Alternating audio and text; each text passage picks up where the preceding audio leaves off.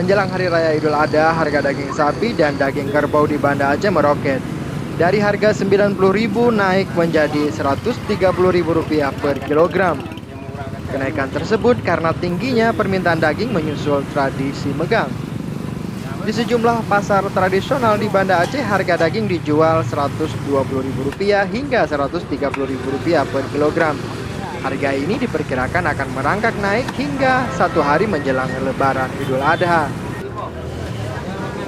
Ampun, salah seorang pedagang daging di Kampung Brawi menyebutkan kenaikan harga daging menjelang Lebaran sesuatu yang wajar karena permintaan konsumen meningkat, bahkan harganya bisa mencapai Rp150.000 per kilogram. Sementara itu, pemerintah Kota Banda Aceh mengaku persediaan daging untuk kebutuhan megang di Banda Aceh cukup.